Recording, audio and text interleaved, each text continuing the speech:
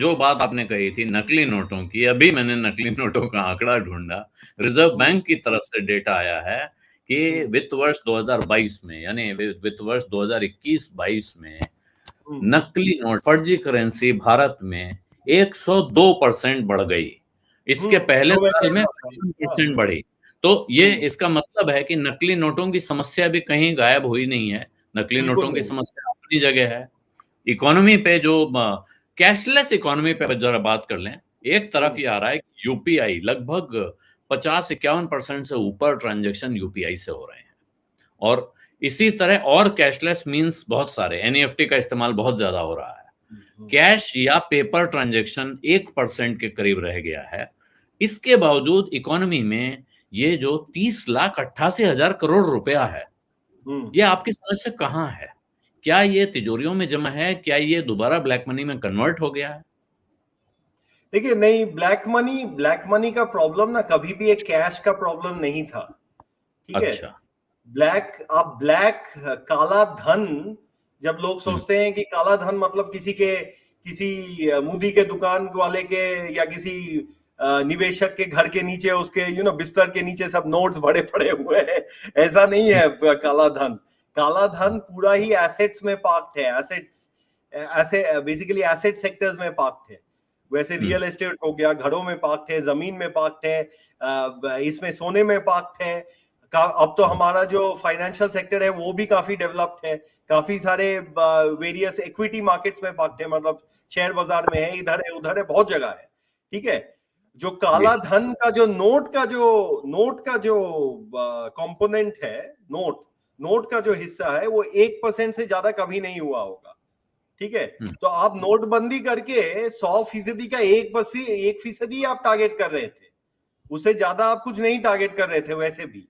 ठीक है। आपको लग रहा था कि एक डिटरेंट होगा। अच्छा, और ये जो बात है कि कैश ट्रांजैक्शंस को हम सब्स्टिट्यूट करेंगे विद डिजिटल पेमेंट्स, ये लेकिन कारण नहीं दिया गया था नोटबंदी करने के समय एज अ हाईलाइट।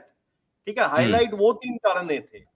अब मेन चीज है कि कैश के ऊपर वॉर डिक्लेयर करके होगा क्या। कैश का बहुत बहुत अहम रोल होता है एक इकोनॉमी में, एक अर्थव्यवस्था में, उसका बहुत अहम रोल होता है।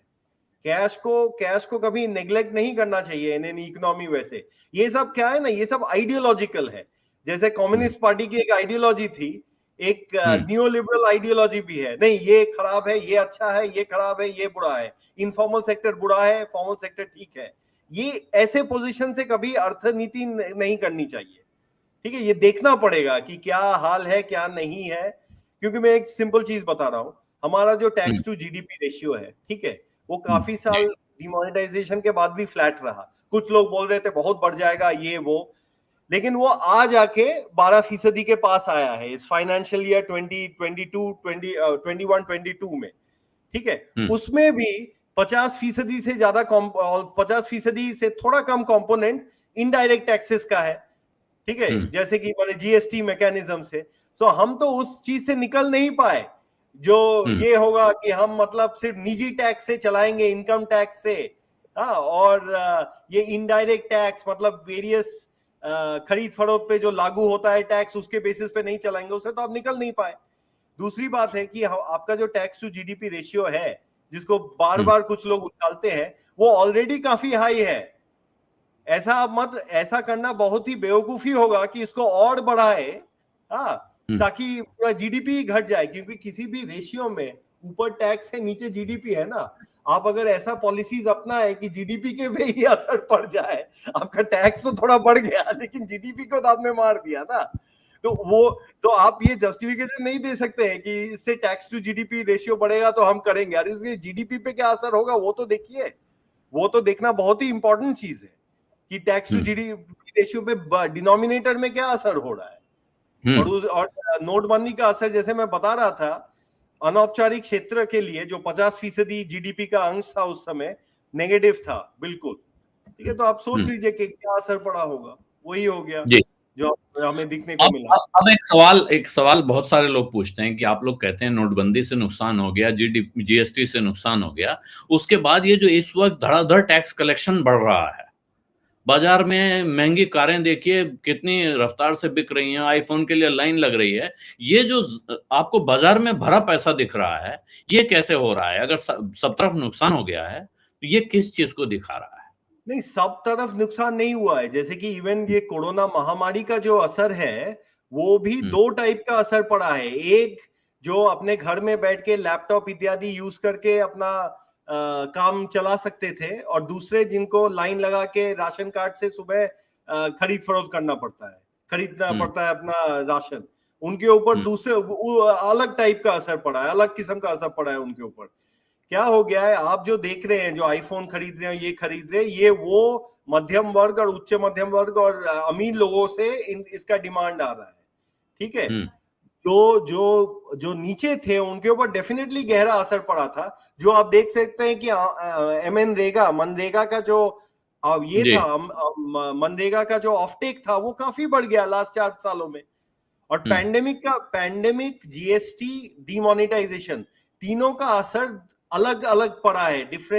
हमारे डिफरेंट वर्ग के ऊपर, इकोनॉमी के डिफरेंट वर्ग के ऊपर डिफरेंट असर पड़ा है।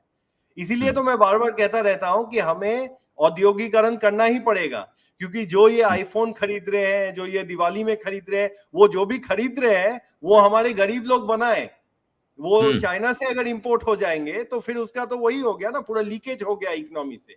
जो भी बॉयंसी है कि इत्यादि इत्यादि ज्यादा बिक्री हो रहा है, यहाँ मार्केट में बॉयंसी है, वो हमारे बाकी लोगों के पास भी आना चाहिए ना, उस बॉयंसी का असर।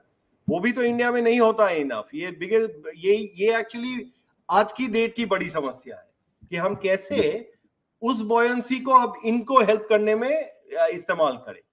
तो ये कहते हैं ना, के शेप्ड रिकवरी हुआ है इंडियन इकोनॉमी का। कुछ लोग जो बच गए पैंडेमिक से और जो ऐसे हमारे तरह लैपटॉप और जूम और इत्यादि के तरह काम कर सकते थे, उनके लिए तो पैंडेमिक और ये सब का असर अच्छा ही हुआ है।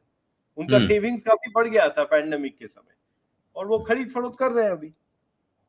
ये बात सही आप कह रहे हैं कि बहुत एक तबका है और वो बड़ा तबका हो गया है जिसको इससे बहुत फायदा हुआ है, लेकिन उसके मुकाबले उससे बहुत बड़ा तबका है जिसको इस वजह से भारी नुकसान हुआ है, भारी तकलीफ हुई है।